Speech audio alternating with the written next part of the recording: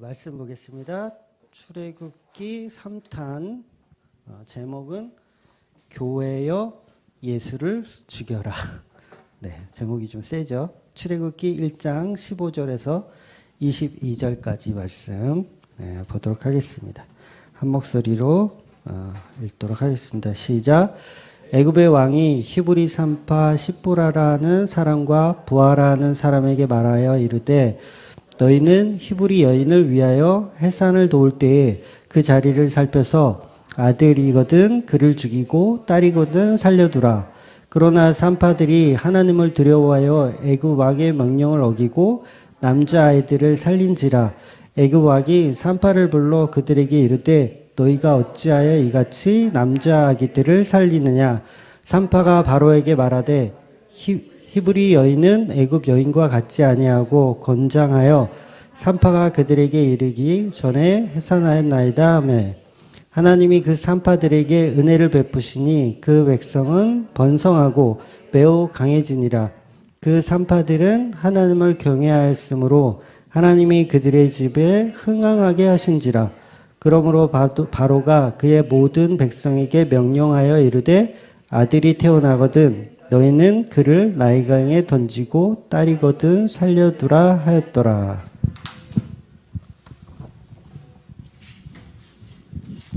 네, 좀 전에도 사석에서 잠깐 말씀드렸지만 우리가 말씀을 볼 때 보통 우리가 어떤 제품을 사든지 사용 설명서라는 게 항상 있잖아요.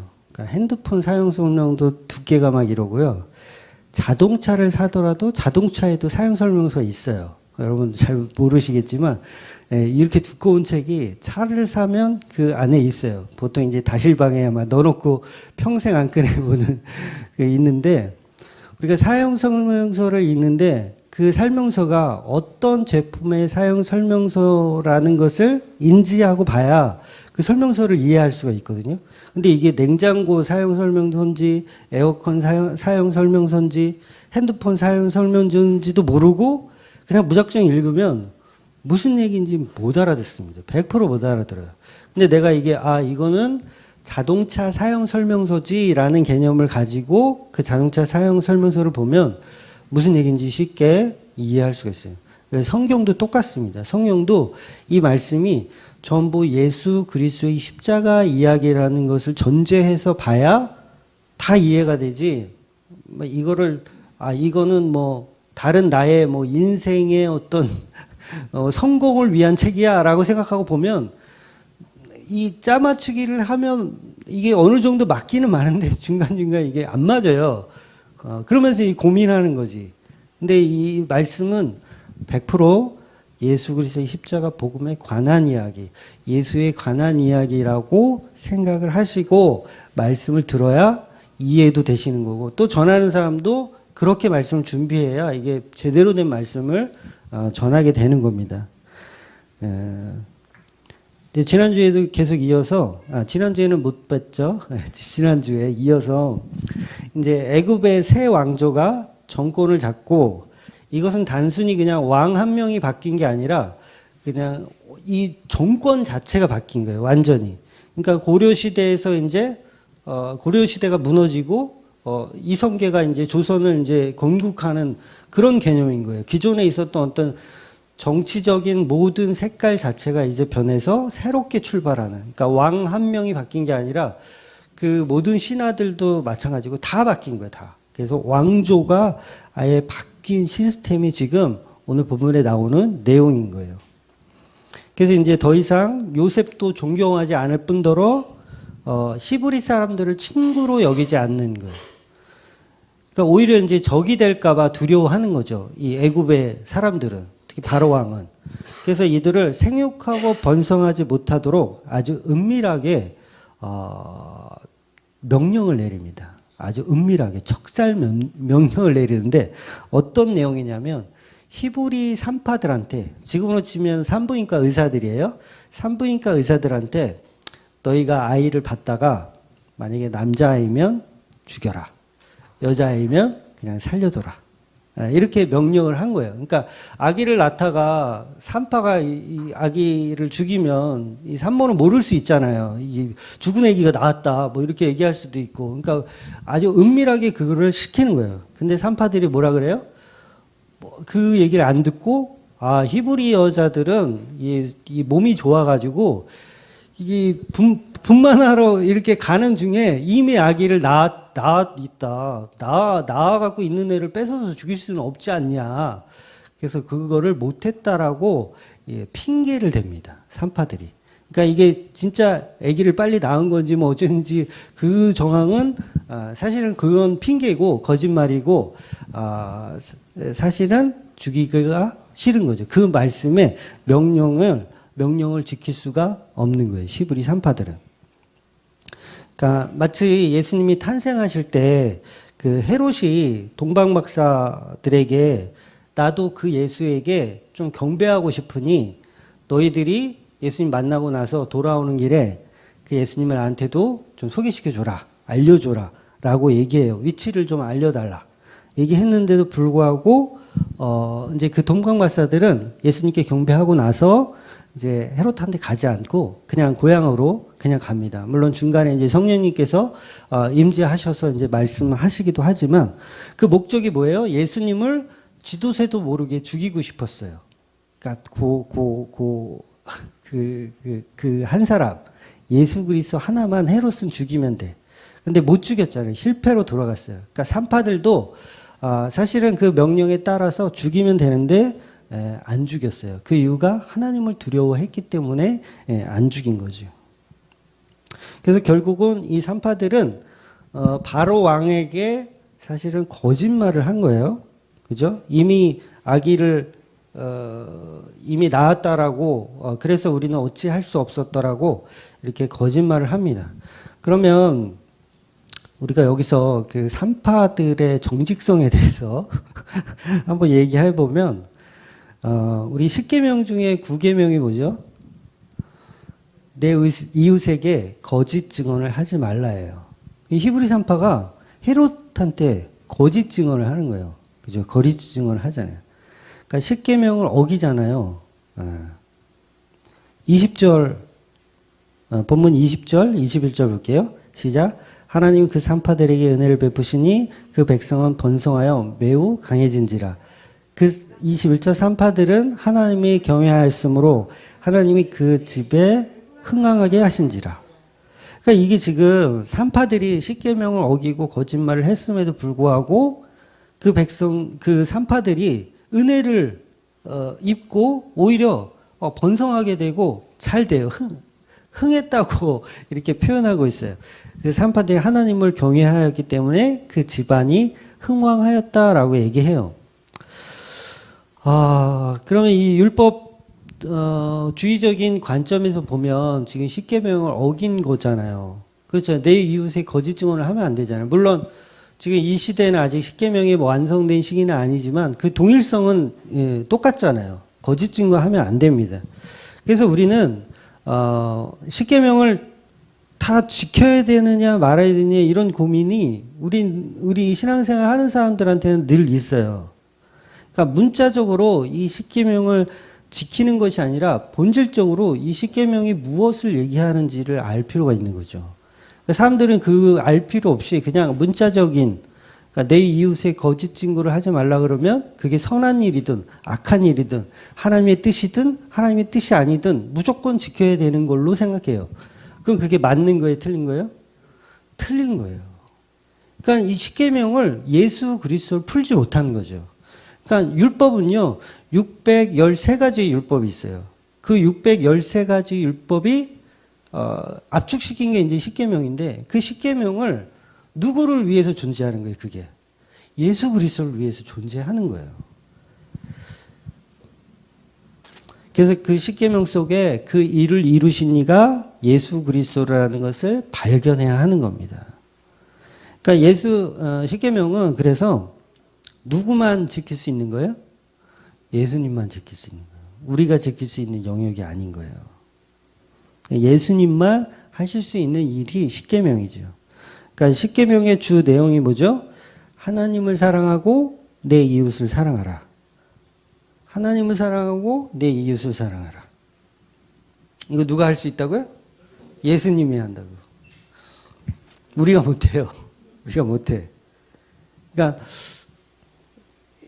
못한다는 의미가 여러분 잘 이해하셔야 되는데, 그러니까 내 이웃을 내 몸같이 사랑하면요, 여러분이 집에 가다가 노숙자가 이렇게 알코올 중독으로 쓰러져 있으면 내 몸이잖아요. 그럼 이분을 데리고 가서 집에 모셔야 돼요. 모셔서 씻기고 먹이고 재워야 돼요. 여러분의 침상에다가. 그게 내 몸같이죠, 그게. 이게 된다고요? 안 돼요, 이게. 그러니까 십계명을 지켜야 된다는 건 그 본질을 이해하라는 거지, 그걸 그대로 문자적으로 하라는 게 아니에요.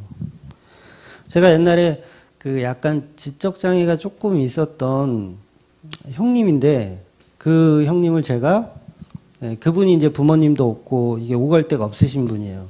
어머니도 기억하실 거야, 아마. 누군지 알죠? 그래서 제가 몇 달을 그 형님을 제가 데리고 있었어요. 먹이고 재우고 이렇게 갈 데 없으시니까 그랬어요. 결국 돈 300만 원, 300인가 500을 훔쳐가지고 도망갔어요. 아버지 옷도 훔쳐 입고, 그리고 도망갔어요. 몇 달을 제가 먹이고 재웠는데도 불구하고. 그러니까 이게 뭐예요? 십계명을 그런 식으로 지키라는 얘기가 아닌 거예요. 본질을 이해하지 못하고 율법 선생이 되려고 한 거죠, 저는. 저는 그러면서 나는 이렇게 훌륭한 사람이야라고 내세우는 거죠. 근데 예수님의 생각은 그게 아닌 거죠. 야, 저 짓거리를 하라고 내가 십계명을 준 게 아닌데 이건 거예요. 아직도 못 받았어요. 그러니까 우리는 못하는 거예요. 우리는 십계명을 지켜서 해낸다라는 그런 개념으로 여러분이 십계명을 지키려고 하면 안 되고, 전부 그 말씀을 예수 그리스도로 연결할 수 있어야 돼요. 그래서 우리는 도저히 예수님의 그 사랑을 흉내낼 수 없군요.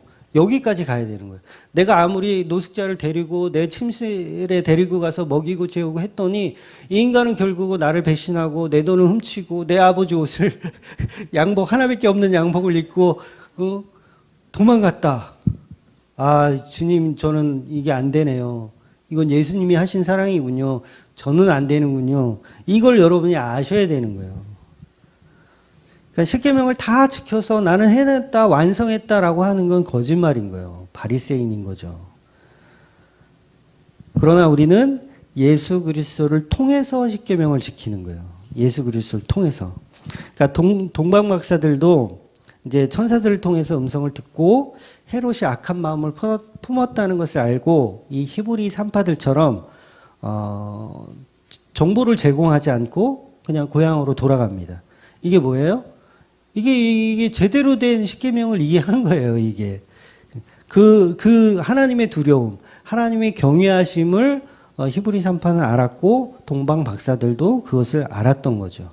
결국 하나님이 정말 헤롯보다 더 두려운 분이고 파로 왕보다 파로보다 더 두려운 분이라는 것을 안 거죠. 그러니까 하나님을 두려워하면 십계명을 지켜야 하는 게 맞잖아요. 그게 맞지만 십계명을 통해 예수 그리스도를 발견해서 그 예수 그리스도를 통해서 십계명을 지켜내는 방식인 거예요. 그러니까 이거 너무도 중요합니다. 그러니까 십계명의 4계명이 뭐죠? 안식일을 기억하여 거룩히 지켜라요. 그럼 여기서 안식일을 기억하여 거룩히 지키란 말이 예수 그리스도를 찾으라는 얘기잖아요. 안식일을 통해서 예수 그리스도를. 근데 우리는 다 안식일을 지키려고 그래요. 근데 우리는 안식일을 지킬 필요가 없는 거예요. 그러니까 여러분들이 왜 이 안식일이 토요일인데 왜 주일날 와가지고 예배 드려요? 예수를 발견한 거예요, 여러분들. 십계명을 통해서 예수를 발견했기 때문에 토요일이 아닌 주일날 와서 예배 드리는 거예요. 이거는 우리 선배들이 발견해 놓은 거예요, 사실은. 그런데 이 역사 가운데 주일날 예배 드리는 이 역사가 오래 전부터 있었잖아요. 언젠지 기억도 안 날 정도로 오래 전부터. 사도시대 때부터 있었어요. 이 주일날 예배 드리는 게.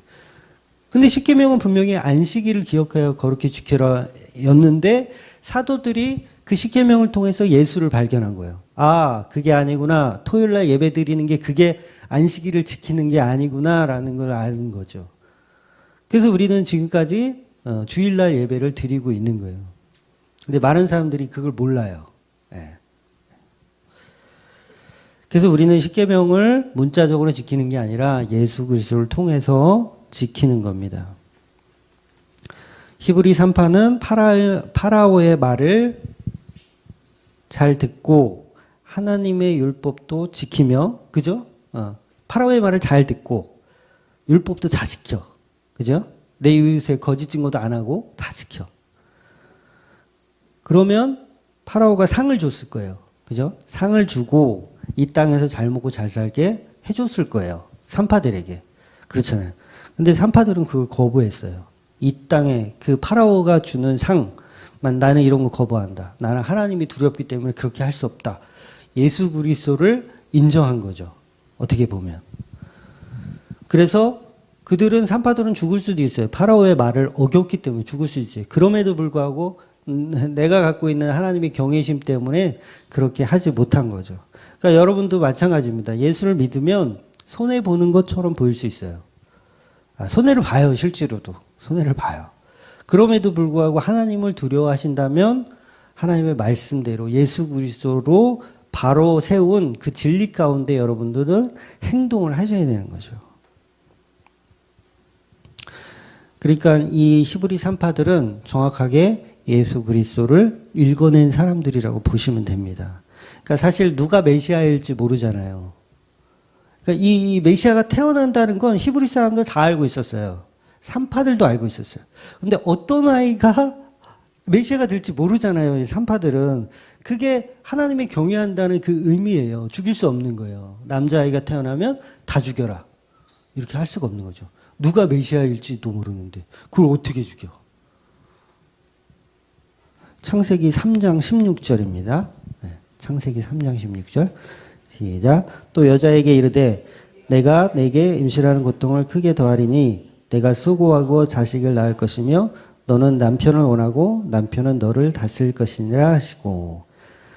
이 말씀은요, 죄를 범한 하와에게 하나님께서 고통을 주신 거예요. 그러니까 임신하는 고통을 더 크게 할 거다. 그래서 네가 자식을 낳게 될 거다. 근데 여기서 하와에게 임한 이 형벌에서 이걸 원어로 제가 좀 찾아보니까요, 여기서 이제 자식이라고 표현한 게요, 정확하게는 아들이란 뜻이에요. 아들. 그러니까 남자라는 의미예요. 물론 자녀라는 의미도 있어요. 없지는 않은데 대부분 다른 성경에서는 똑같은 단어를 가지고 아들이라고 표현했어요. 아들. 그러니까 하와가 고통 중에 낳아야 하는 사람이 누군 거예요? 예수 그리스도를 낳아야 된다는 얘기예요. 그래서 이게 바로 고통 중에서 아들을 낳는 것, 이게 바로 교회가 여자잖아요. 교회가 여자로 표현해요, 성경에서. 여자가 이제 그 교회를 낳고 또 예수를 낳는 것을 뜻하는 거예요. 그러니까 이 히브리 산파들은 지금 누구를 받는 거야? 산파 일을 받는, 누구를 받는 일을 하는 거예요? 예수를 낳는 일을 하는 거예요. 그 일에서 파라오와 같이 협조하지 않는 거예요. 그러니까 예수를 낳는 일에 세상의 힘과 협조하지 않는 거예요. 그러니까 바울이 고린도전서 15장 8절에 자기 자신을 만삭되지 못한 난자라고 표현을 해요. 만삭이 되지 못해서 난자라고. 그러니까 자기는 고통 중에 난자라는 표현을 한 거죠. 그 고통 중에 난자는 예수를 말하는 거예요. 예수. 그러니까 자기는 만삭되지 못한 사도 중에 지극히 작은 자다. 그러니까 예수를 표현한 거죠, 사실은. 그러니까 디모데전서 2장 15절 있을 겁니다. 디모데전서 2장 15절, 13절부터 읽어볼게요. 시작. 이는 아담이 먼저 지음을 받고 하와가 그 후며 아담이 속은 것이 아니고 여자에게 속아 죄를 빠졌습니다. 그러나 여자들이 만일 정숙함으로써 믿음과 사랑과 거룩함을 거하면 그의 해선함으로 구원을 얻으리라.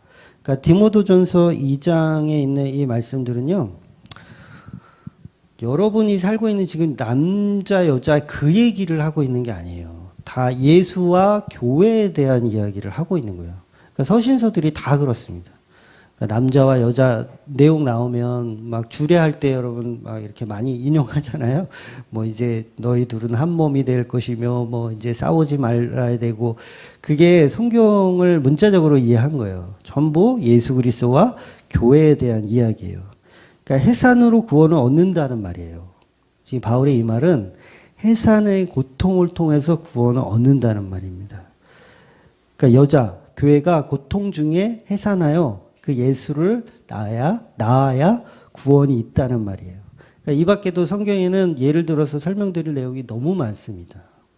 그러니까 성경은 서로 이제 일관되게 같은 이야기, 예수 그리스도와 교회에 대한 이야기만 일관되게 계속 하고 있거든요. 그러니까 결국 이 파라오가 아들을 죽이라는 명령은 무슨 명령이에요? 예수를 죽이라는 명령이에요. 산파들에게 너희들은 아주 은밀하게 예수 그리스도를 죽여, 이 얘기를 한 거예요. 그러니까 교회에게도 명령합니다. 오늘 제목, 교회여 예수를 죽여라. 이렇게 마귀들은 속삭이는 거예요. 결국 살인명령은, 파라오의 살인명령은 결국 어떻게 돼요? 자기 자신에게 돌아가요. 그러니까 이 10가지 재앙의 마지막 재앙이 이제 장자들이 다 죽는 재앙이잖아요.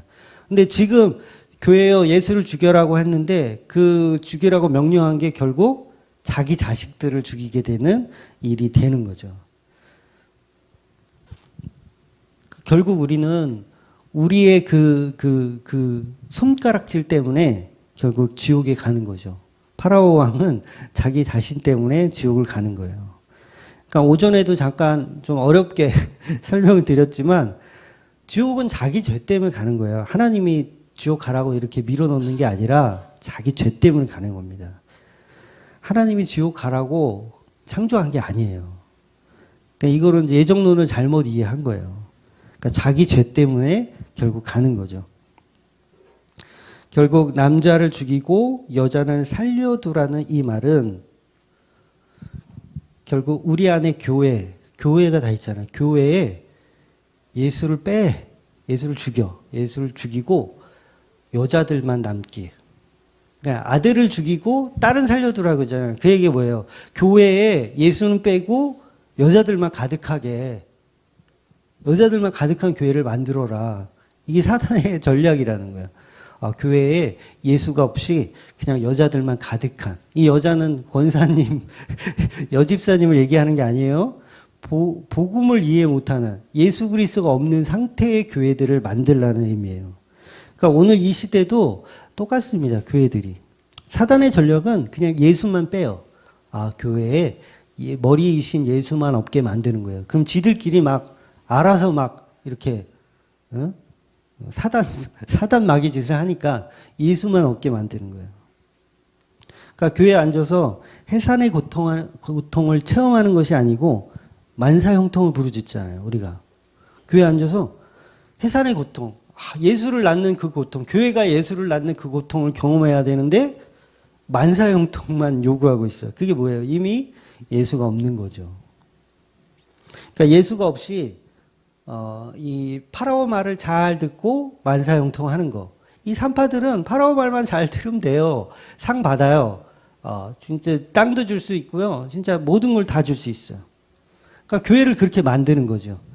너희가 예수를 죽여라. 교회에서 예수를 몰아내라 하는 겁니다. 그러니까 교회들은요, 이 해산의 고통을 계속 우리가 느껴야 되는데 그걸 느끼지 않는 거예요.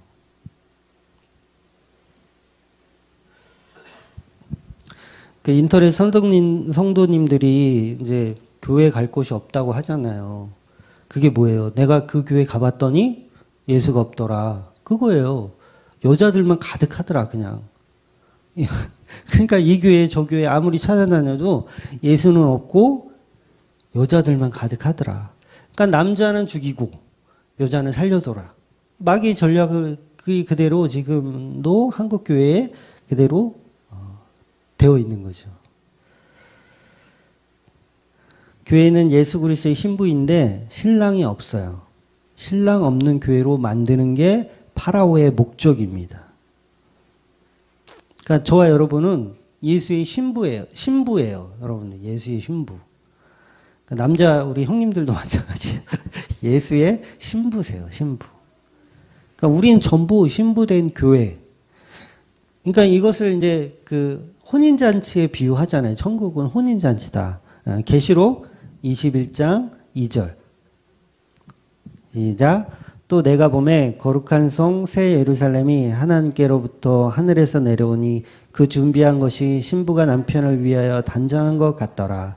그러니까 천국 잔치는 신랑 대신 예수와 신부된 교회의 결혼식인 거예요. 그것을 이제 상징적으로 이렇게 표현하고 있는 거죠. 그러니까 첫 창조 에덴 동산, 그 에덴 동산의 첫 창조에서 아담과 하와가 살잖아요. 같이 살잖아요. 신랑과 신부가 같이 살아요. 이 에덴 동산은 그야말로 파라다이스잖아요. 창조의 본질이 여기 들어있는 거잖아요. 근데 거기에 아담과 하와가 살아요. 완전한 것처럼 살아요. 실제로 완전하진 않았지만 완전한 것처럼 살아요. 그게 천국인 거예요. 그러니까 예수와 신부된 교회 이 둘만 사는 거예요. 천국은. 나머지 천사들은 그냥 다 심부름이나 하고 뭐 그런 사람이고, 메인은 예수 그리스도와 교회, 신부된 교회 이 둘만 이 천국을 뛰어다니는 거야. 아담과 하와가 나 잡아봐라 하면서 이렇게 뛰어놓은 것처럼 이 천국은 예수 그리스도와 교회가 존재하는 곳인 거예요. 그곳에는 딱 그 둘밖에 없어요. 자식도 없습니다. 아직 자식도 없어요. 그러니까 아담과 하와 둘뿐이에요. 그러니까 아담은 예수를 상징하고 하와는 교회를 상징하는 겁니다. 그래서 하와가 어디서 태어납니까? 아담의 갈비뼈. 아담의 배를 가르고 그 뱃속에서 갈비뼈를 취해서 하와가 태어나요. 그게 예수 그리스도의 십자가 이야기인 거죠. 예수님께서 십자가에 달려서 옆구리를 창으로 찢기셔서 터져서 물과 피가 흘러나오시잖아요. 그럼 그 꺾지 않은 그 뼈로 만들어지는 거, 그게 뭐예요? 교회인 거예요. 저와 여러분인 거예요. 근데 하와가 선악과를 먼저 먹습니다. 네, 창세기 때 했던 거예요. 선악과를 먼저 먹어요. 아담하고 같이 있는 게 아니고 하와가 먼저 선악과를 먹습니다. 선악과를 먹고 남편한테 줘요. 남편한테 주는 겁니다. 왜 줘요? 당신도 먹고 죽으라고 주는 거예요. 당신도 먹고 죽어라. 이게 아담과 하와의 모형이 그대로 나타나는 거예요. 교회에. 그러니까 우리가 지금 예수를 죽인다니까요. 교회에서. 자기가 먹고 예수한테 주는 거예요. 먹어라. 당신도 죽어라. 예수를 죽이는 거예요. 교회가. 그러니까 교회가 여러분 예수님 사랑합니까? 안 사랑해요. 당신도 나처럼 선악과 먹고 죽으세요. 그러는 거예요. 안 먹어요, 예수님? 나도 먹었는데 당신도 먹어요. 그게 바로 저와 여러분의 모습인 거죠. 그러니까 예수님한테 선악과를 주면서 이것 좀 먹으라고 먹고 같이 죽자고 하는 거예요. 그게 교회요, 예수를 죽여라입니다. 그러니까 하와는 선악과를 먹었기 때문에 본인이 죽게 된 거를 알아요. 아, 나 이거 먹으니까 눈이 밝아지고 내가 벗은 것을 알고 창피한 걸 다 알아요. 그럼에도 불구하고 이 선악과를 남편한테 주려고 하는 거예요. 독살이죠, 이건 독살. 나만 죽을 수 없다. 너도 죽어야 된다. 그러니까 아담은 또 그걸 받아 먹어요. 정신 나간 인간 아닙니까? 이 선악과를 하와가 먹은 거를 준다고 또 받아 먹어.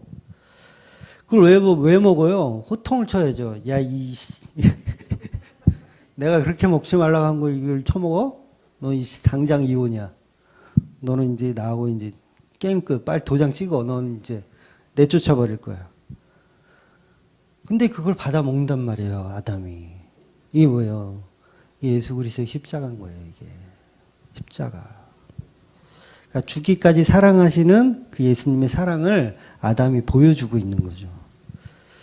그러니까 교회는 계속 예수를 죽이려고 하고 예수는 죽어서 죽으면서까지 계속 교회를 살려내려고 하는 모습인 거예요. 그러니까 하와의 죄를 아담에게 전가시키고 교회의 죄를 예수님께 전가시키고 또 예수님은 아무 소리 하지 않으시고 그냥 조용히 그 선악과를 받아 먹으시는 거예요. 그리고 십자가를 지고 죽으시는 거예요. 그러니까 그 죄를 또 인간한테 돌리지 않으세요. 예수님은. 아담은 하와한테 돌렸지만 그 인간은 그게 계속 부족하다니까. 아담은 그 죄를 선악과 먹고 나서 하와한테 돌려요. 전현이나 먹게 해서 먹었다고 이렇게 돌려. 근데 예수님은 그걸 돌리지 않는단 말이에요. 저들에게 죄를 돌리지 않으신 거예요. 그러니까 예수님은 끝까지 교회를 사랑하시고 그 교회를 품으시는 거죠. 십자가로 끝까지 품으시는 거죠. 그러니까 예수님은 절대로 신부된 교회를 놓지 않으십니다. 그가 아무리 추해도 아무리 죄가 많아도 그를 그냥 품어 안으시는 거예요. 예수님은 사랑은. 이 말씀은 전부 교회와 예수에 대한 이야기입니다. 제가 창세기 때도 이렇게 쭉 설명을 드렸지만 사실 좀 부족한 면이 많이 있더라고요. 그래서 이번 사경회 때는 좀 더 보완을 해서 이 부분적으로 다 연결시킬 거예요. 제가 다 연결시켜서 정말 성경을 보는 그러니까 이상하다. 성경을 보는 방식이 어떤 건지를 제가 잘 설명을 드릴 거예요. 그래서 꼭 참여하시고 기대하시고요.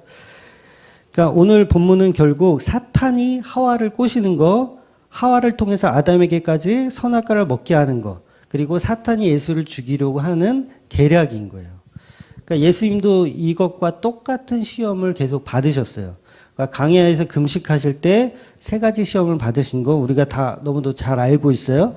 그런 것도 다 이게 연결되어 있는 거예요. 다. 그러니까 하나님처럼 될 수 있다라는 게 사단의 어떤 전략이고 전술인 거죠. 그러니까 예수를 죽여 교회를 타락하여 그 음모를 자꾸 사단은 만들려고 하는 거예요. 그러니까 역사적으로 방식이 똑같습니다. 사단의 방식은. 그러니까 사단 마귀는 창조 자체가 안 돼요. 창조 자체가 안 돼요. 창의성이 없어. 늘 항상 방식이 똑같아. 맨날 역사적으로 늘 하는 얘기가 너도 하나님처럼 될 수 있다 그러고 거기서 예수를 빼는 거예요. 예수를 죽이게 하는 거예요. 다른 방법이 없어요. 그러니까 목사가 주인인 교회를 만들려고 해요. 예수 그리스도가 주인인 교회가 되어야 되는데 교회에서 예수는 죽여버리고 예수가 주인이 아닌 목사가 주인이 되려고 만들려고 합니다. 굉장한 사단의 전략이에요, 이게. 그러니까 어제도 제가 아는 목사님 그 설립 예배를 갔거든요. 근데 목사님들이 많이 오셔가지고 설교도 하시고 격려사도 하시고 축사도 하시고 막 이렇게 돌아가면서 막 해요. 근데 결국은 제가 그 앉아서 이렇게 듣고 있는데 이렇게 듣고 있었어요. 이렇게 듣고 있는데 결국 하는 소리가 뭐냐면 그날에 그 설립 예배의 주인공이 누구였냐라는 것을 제3자의 입장에서 보면 누구였을까요? 담임 목사였어요.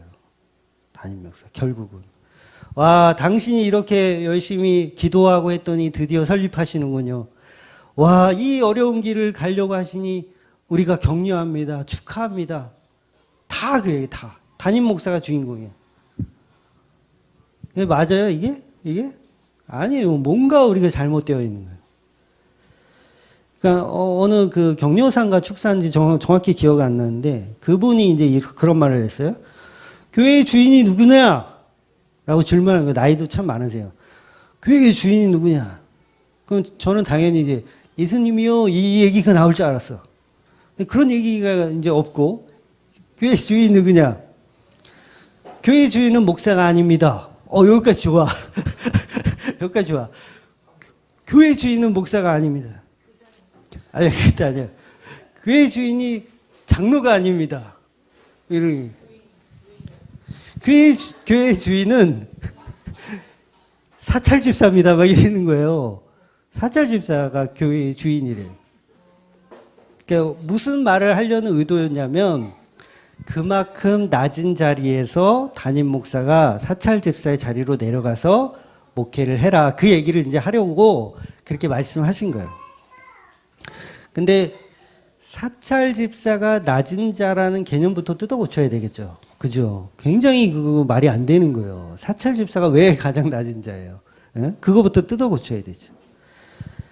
그러니까 결국은 교회의 주인은 예수 그리스도인데 윤리적으로 도덕적으로 낮은 자의 모습으로 가라는 그런 축사인 거예요. 격려사인 거예요. 그건 쓰레기입니다. 그 말은 쓰레기예요. 제가 감히 얘기를 못했지만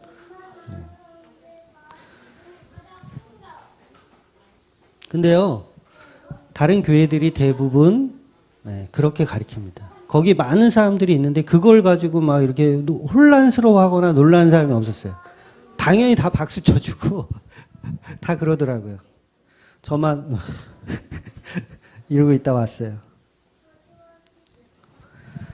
전부 자신의 자아들로 자기가 만들어 놓은 예수를 믿고 성도들은 목사한테 내가 듣고 싶은 이야기를 해달라고 이야기하는 거예요. 그렇게 아우성을 치는 거죠. 성도들이 담임 목사한테 내가 원하는 설교를 해주세요. 내가 듣고 싶은 설교를 해주세요.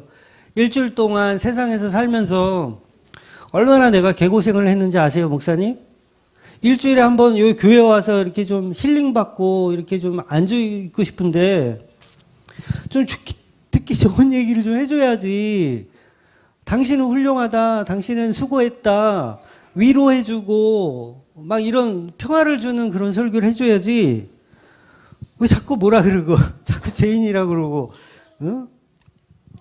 왜 자꾸 그런 설교만 자꾸 하냐고. 내가 무슨 죄인이냐고. 나 이 일주일 동안 얼마나 힘들었는데 좀 위로해 달라고 그러고.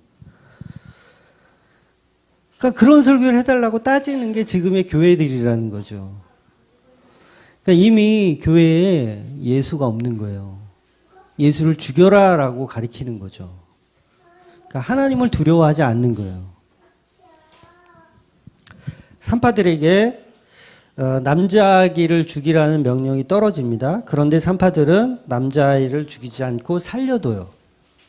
그리고 히브리 여자는 체형이 다르다는 핑계를 대면서 이렇게 살려줍니다. 근데 그 말이 안 통했잖아요. 파라오 입장에서 보면 안 통하네. 그러니까 아주 노골적으로 이제 명령을 내리는 거예요. 노골적으로 전 그 백성들한테 다 노골적으로 모든 백성에게 명령해서 이제 은밀하지 않게 대놓고 모든 태어나는 남자아이는 나일강에 버려라라고 명령을 하는 거예요. 다 죽이라고 명령해요. 그럴 날이 이제 여러분 올 겁니다. 교회에서 대놓고 이제는 예수를 죽이라고 명령하는 날이 이제 올 거예요. 아마 이미 왔을지도 몰라요. 그동안은 그래도 은밀하게 이렇게 했지만 어느 순간이 되면 예수를 죽이라고 나오는 날이 분명히 있을 겁니다. 나일강에 버리라는 의미가요, 무슨 뜻이냐면, 그러니까 모세처럼 바구니에 담아가지고 나일강에 띄우라는 얘기가 아니에요. 그건 모세만의 유일한 독특한 하나님의 방식이었던 거예요.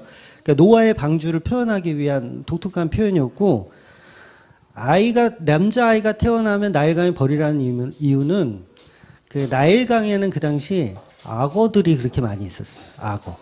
그러니까 악어 밥으로 주라는 얘기예요. 그러니까 죽이라는 얘기예요. 남자아이가 태어나면 악어 밥으로 던져줘라. 그래서 다 죽여라. 그 이야기를 파라오가 하는 거예요. 얼마나 잔인합니까?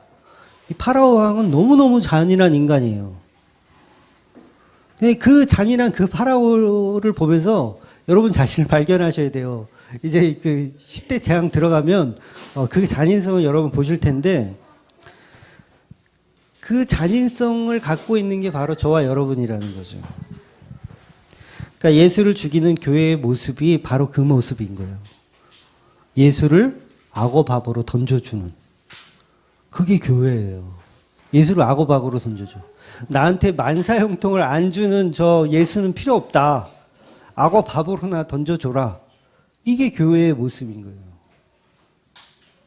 제가 편의상 사탄 마귀라고 표현하지만 마귀는 여러 가지 상징성이 있는 거예요. 그러니까 이 세상의 힘의 원리도 마귀일 수 있고요. 그러니까 하나님의 계획과 다른 뜻을 가진 모든 것은 다 마귀인 거예요. 그러니까 우리의 생각, 우리의 마음에 드는 어떤 것도 하나님의 계획과 다르면 그건 마귀의 생각인 거예요. 그러니까 그게 다 베드로도 그랬잖아. 이 사탄아 물러가라. 그 이런 얘기를 들었잖아요. 예수님의 생각과 달랐던 거예요. 그러니까 그러니까 여러분이 예수님과 생각이 다르면 마귀 새끼예요, 마귀 새끼. 예수 그리스도를 악어밥으로 던져주는 교회가 다 그 일을 하고 있는 거예요. 그러니까 이 출애굽기에서 예수로 예표되는 인물이 이제 다음 장부터 이제 본격적으로 나오지만 누구죠?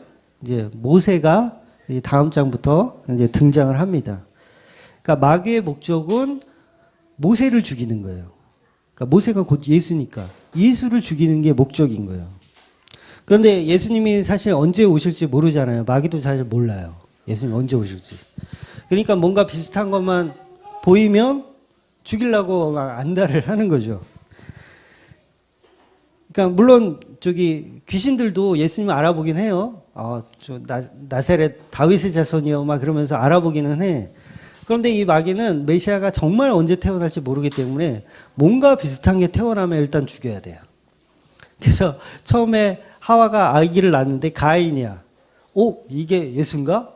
죽일까? 딱 봤더니 아닌 것 같아. 자기 말을 좀 잘 듣는 것 같아. 근데 하와가 아니라 아벨이 또 태어났어요. 보니까 얘가 좀 이상해. 막 양을 치고 막 이러는데 양은 그 당시 먹지를 못했거든요. 그러니까 육식을 못 했던 데인데 양을 키워. 이거 키워서 어디다 쓰겠어요? 뭐 젖을 짜서 먹을 수도 없어요. 젖도 육식이기 때문에 못 먹어요. 그런데 이 양을 왜 키우고 있어요? 그 가죽옷 때문에 키우는 거죠. 가죽옷. 예수님께서 주신 그 아담과 하와에 입혀주신 가죽옷 때문에 아벨이 양을 키운단 말이에요. 그러니까 사단이 볼 때는 저 인간이 예수인가? 그래서 형을 시켜서 형을 꼬드겨서 아벨을 때려 죽이게 만듭니다. 이게 사단의 전술이에요. 그러니까 예수를 죽이는 거예요. 어느 시대에 됐든 예수를 죽이는 거예요. 그러니까 모세의 탄생 때도 그렇고 예수의 탄생 때도 그렇고 동일하게 학살이 일어나는 거예요. 목적은 예수를 죽이기 위한 거예요. 그러니까 마태복음 2장 16절 시작. 이에 헤롯이 박사들에게 속은 줄을 알고 심히 노하여 사람을 보내어 베들레헴과 그 모든 지경 안에 있는 사내 아이를 박사들에게 자세히 알아본 그때에 기준하여 2살부터 그 아래로 다 죽이니. 똑같죠?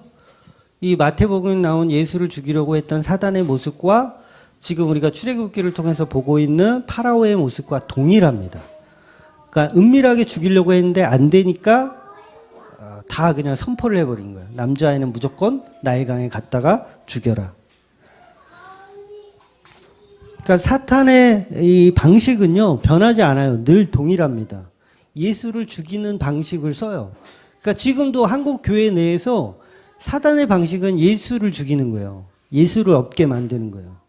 그러니까 목사들이 설교를 하는데 그 설교에 예수가 없어요. 예수를 없게 만들어요, 사단들이. 그러니까 목사가 설교를 하는데 어떤 양심적인 교회가 됩시다. 상식이 통하는 교회가 됩시다. 깨끗한 교회를 만들어 봅시다. 건강한 교회를 만들어 봅시다. 윤리적으로 도덕적으로 선한 양심을 가진 착하게 사는 성도들을 만들어 봅시다. 여러분 건강하십시오. 내가 애들이 떠드니까 더 크게 말하는 거예요. 뭐 건강한 교회를 만들자. 뭐 효도해라. 정직해라. 근면 성실해라. 바른 신자가 되라. 다 이거 설교들 안 들어보셨어요? 이런 설교들? 다 하잖아요. 다 하잖아요. 세상의 빛과 소금이 되어라. 응? 희생해라. 봉사하라. 선교해라. 구제해라. 당신이 가진 달란트를 10분 발휘해라. 세상을 바꾸자. 여기에 예수가 없다고요. 예수가 없어요. 그러니까 사단은 지금도 예수를 죽여라. 교회여 예수를 죽여라. 계속 말하고 있는 거예요. 그러니까 목사들이 거기에 정신이 나가가지고 만사형통 준다니까 그래 나도 잘 먹고 잘 살고 우리 성도들도 부자 되게 만들어야지. 그러면서 예수를 죽이는 거예요. 예수만 죽이면 파라오가 상을 주거든요. 이 세상의 힘의 원리가 나한테 상을 주거든요. 그러니까 예수를 빼는 거예요. 설교에. 예수를 빼고 십자가를 빼고 이 세상이 원하는 가치들을 쏟아내는 거죠. 막 똥을 쏟는 거예요. 막 똥을 쏟는 거예요. 여러분들에게. 여러분이 그 똥을 받으면서 막 아멘 아멘 그리고 할렐루야 그러고 나는 만사형통이다. 나는 다 잘 될 거야. 막 이러면서. 예수가 없는 교회를 만드는 게 사단의 목적인 거죠. 그러니까 그런 곳은 예수가 없는 곳이니까 빨리 파라오의 계략임을, 사단의 계략임을 알고 빠져나오셔야 되는 거예요. 그러니까 우리 교회들이요, 정신을 바짝 차려야 됩니다. 바짝 차려야 돼요. 예수 십자가 말고 다른 것을 전하면 그건 종교 생활을 하는 거예요. 그냥 바른 생활을 하는 거예요. 그건 예수를 믿는 게 아닙니다. 신앙 생활을 하는 게 아니에요. 그러니까 윤리나 도덕은 학교에서 배우면 돼요. 학교에서. 쟤네들이 막 저렇게 떠들고 막 하는 거는 학교에서 배우면 돼. 교회는 예수 그리스도의 십자가만 드러나는 곳이어야 합니다. 그러니까 여러분이 예수 십자가 설교가 지겹다고 생각되시면 그러면 안 되는 거야. 저 인간은 맨날 예수 그리스도의 십자가 설교만 맨날 해. 아침에도 1시간 반을 하더니 오후에도 또 1시간을 지금 하려고 그래. 지겹다고 생각하시면 안 되세요. 그거 들으려고 온 거거든요. 만약에 이게 정말 지겨워서 나 십자가 설교 이제 정말 싫다, 그만두고 싶다, 그러신 분은요, 한 2달 정도 이렇게 대형교회에 나가세요. 괜찮아요. 대형교회 한 2-3달 나가다가, 야, 여기에는 정말 우리 목사님이 얘기한 대로 예수가 없구나. 그거를 알게 되시면 그때 갈급한 마음으로 다시 돌아오시면 돼요. 네, 돌아오시면 됩니다. 그러니까 언제든지 받아줘요. 여기 중앙교회는 언제든지 받아줍니다. 그러니까 나가는 사람도 안 막지만 들어온 사람도 안 막습니다.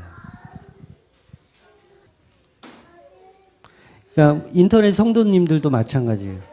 다른 교회 분들도 본인이 섬기는 교회에 예수가 없다면 당장 나와야 되고, 죽은 교회예요. 그곳은 예수가 죽은 교회예요. 그것은 은혜가 없습니다. 하나님의 은혜가 없어요. 그러니까 전부 자기 행위들만 가득할 거예요. 그러니까 예수가 없는 교회의 특징이 뭐냐면 행위를 강조합니다. 행위. 무엇을 내라, 무엇을 내라. 이 행위를 강조해요. 예수가 없기 때문에. 그러니까 예수가 없으면, 은혜가 없기 때문에 우리가 뭔가를 해야지 구원을 받는 것으로 착각하는 거예요. 그래서 재능을 발휘하라 그러고 천국의 상급을 쌓아야 된다고 얘기하고, 달란트를 10분 발휘하라고 이야기하는 거예요. 그러니까 계속 구제하고 봉사하고 이런 거를 계속 강요합니다. 헌금 많이 하라 그러고 하나님 기뻐하신다 그러고, 뭐 11조 새벽기도 다 마찬가지예요. 그런 것들을 강요할 수밖에 없게 됩니다. 그러니까 예를 들어서 우리가 헌금을 하고 11조를 하면 그거를 대부분의 교회들이 이거를 담임 목사가 좀 알아줄까라고 해요. 물론 큰 교회, 너무 큰 교회는 뭐 티가 안 나니까 모르지만, 웬만한 이 교회들은, 작은 교회들은요, 내가 11조를 하면 이 11조에 대한 그 목사님의 반응을 생각합니다. 반응을 생각해요. 그래서 내가 얼마나 가치 있는 존재인지를 목사님한테 검증받는 거죠. 내가 예를 들어서 사업가인데 내가 11조를 얼마를 하냐에 따라서 그 목사가 이 사람의 어떤 대우와 평가를 하잖아요.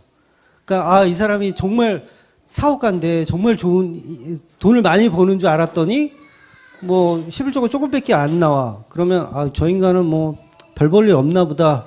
그런데 또 어떤 사람은 11조를 많이 한단 말이야. 그럼 그게 평가가 된다는 거예요. 그러니까 그런 마음으로 11조를 하는 그 자체가 뭐냐면 그게 다 행위라는 거예요. 행위라는 거. 그러니까 자기 의를 교회에서 쌓고 있는 거죠. 그러니까 누구나 칭찬받고 싶어하는 마음이 다 있어요. 여러분이나 저도 다 마찬가지예요. 칭찬받고 싶어해요. 그런데 그게 우리 보이는 사람들끼리 서로 주고받는 칭찬이라면 의미가 없다라는 거죠. 전부 예수가 없이 나의 의를 쌓는 모습인 거예요. 우리는 말로 우리는 예수님을 사랑합니다, 예수님 믿습니다 라고 얘기하지만 이게 쉽지 않은 거예요. 쉽지 않습니다. 정말 11조 다 내시고 새벽기도 다 가시고 뭐 주일성수 다 하시고 뭐 교회에서 하라는 것 뭐 다 하고 막 그럼에도 불구하고 자기는 하나님만 본다. 나는 이 11조를 할 때도 담임 목사가 뭐 나를 어떻게 평가하든 상관없이 나는 모든 걸 다 한다. 내가 새벽 기도를 가는데 저도 어릴 때 새벽 기도를 많이 갔거든요. 가면 권사님들, 나이 드신 권사님들이 얼마나 칭찬을 해주는지 몰라요. 와, 우리 젊은 우리 학생이 새벽 기도 나왔다고 엄청 칭찬해 주세요. 그럼 듣고 싶은 그 마음에 또 가는 거예요. 그러니까 이런 마음 없이 나는 정말 하나님 앞에 100% 그런 마음 없이 진짜 11조, 새벽기도, 주일성수, 뭐 구제 다 한다. 그런 사람은 제가 존경합니다. 그냥 존경해요. 근데 그런 사람이 없다는 거예요. 우리 인간은 그럴 수 있는 존재가 아니라는 거예요. 갈라디아서 5장 볼게요. 22절부터 보겠습니다. 시작. 오직 성령의 열매는 사랑과 희락과 화평과 오래 참음과 자비와 양성과 충성과 온유와 절제니 이 같은 것을 금지할 법이 없느니라. 그러니까 성령의 열매예요. 이게 성령의 열매인데 이 열매는 정말 예수 믿는 사람에게 나타나야 될 표현이잖아요. 근데 여기서 정말 중요한 게 뭐냐면 그 다음에 이어지는 말씀이에요. 그 말씀이 뭔지 같이 읽어볼게요. 시작. 그리스도 예수의 사람들은 육체와 함께 그 정욕과 탐심을 십자가에 못 박았느니라. 와, 너무 놀랍지 않아요? 정욕과 탐심을 십자가에 못 박는 거래요. 예수 믿는 거는. 그러니까 우리가 성령을 받았다 그래서 이 말씀들을 다 자기 위주로 맞춰요.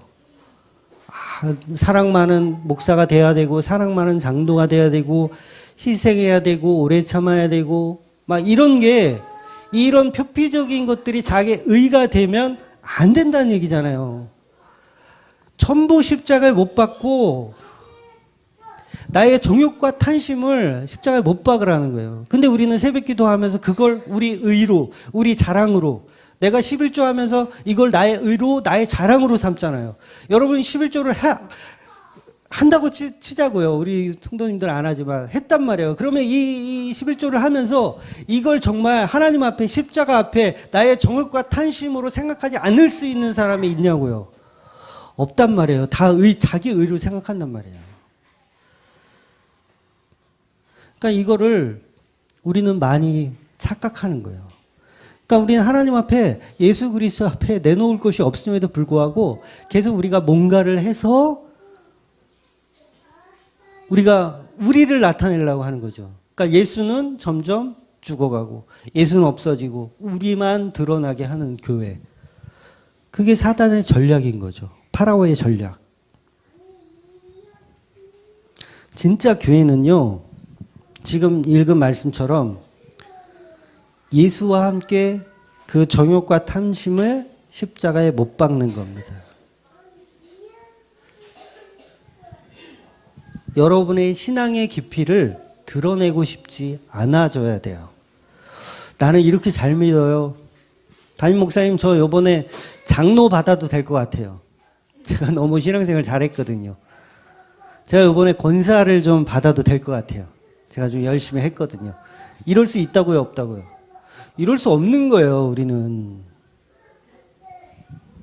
그러니까 여러분이 교회에 오시면 계속 그 정욕이 들추어져야 돼. 여러분이 갖고 있는 탐심이 계속 들추어져야 돼. 그래서 욕을 먹어야 돼요. 그러니까 설교의 본질은 욕입니다. 욕이에요. 너의 탄심, 그 숨어있는 그 아주 그 숨어있는 탄심을 끄집어내는 게 그게 설교예요. 나의 정욕이 묵살당하는 게 그게 설교입니다. 이게 교회의 본질이에요. 아무리 쥐어짜도 여러분 아무리 쥐어짜도 윤리나 도덕이 안 나와요. 여러분. 나온다고 착각하지 마세요. 선한 양심 안 나와요. 아무리 쥐어짜봐야 안 나와. 그러니까 안 나오니까 어떻게 해야 돼요? 아, 내가 구제하고 봉사하면 좀 괜찮아지나 보다. 이렇게 자기를 포장하는 거예요. 포장하는 거. 금식 기도하면서 자기 자랑하고 드러내고. 그러니까 예수가 없으니까 계속 종교 생활로 자기를 만족하려고 하는 거죠. 그러니까 지금도 앉아서 우리는 계속 예수를 죽이는 거예요.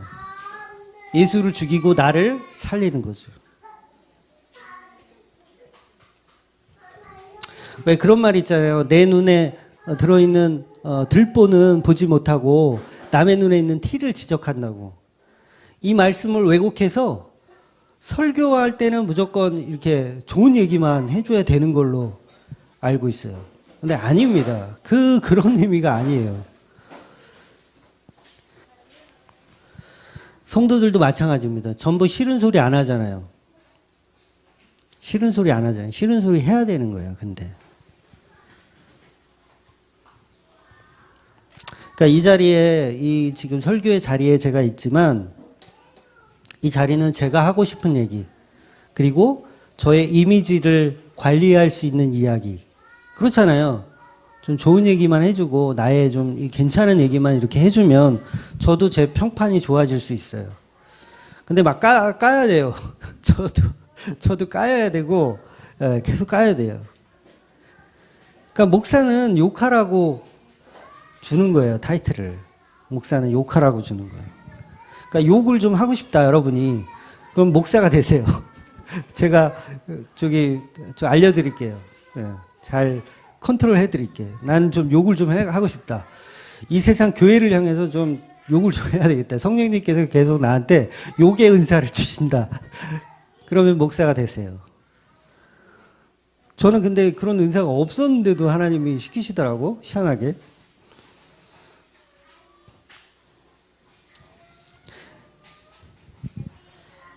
근데 목사들이 정신을 못 차립니다. 여기서 자기 어떤 이미지 관리만 하려고 그러고 여기서 좋은 얘기만 해서 좋은 평가를 받으려고 해요.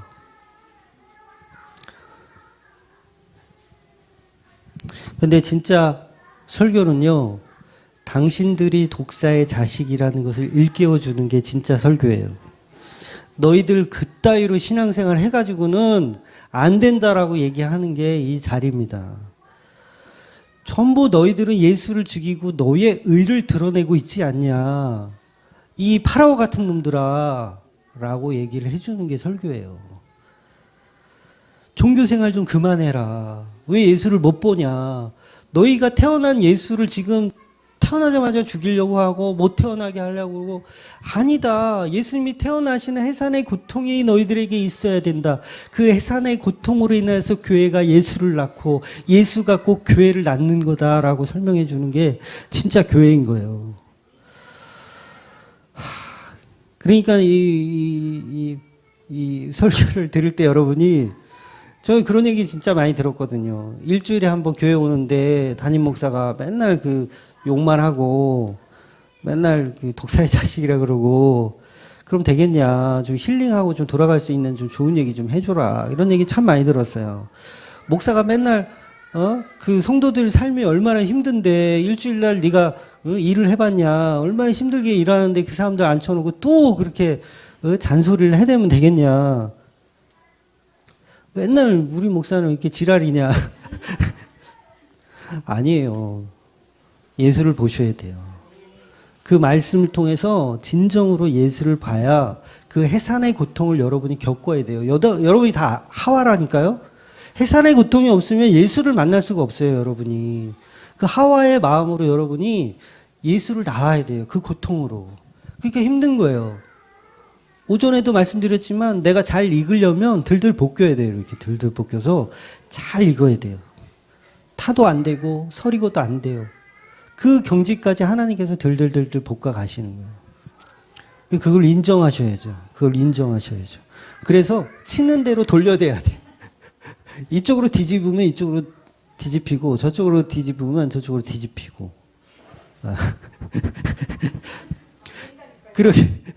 그렇게 해산의 고통으로 예수를 낳는 그런 여러분들 되시기를 주의 이름으로 축원드립니다. 아멘. 기도하겠습니다.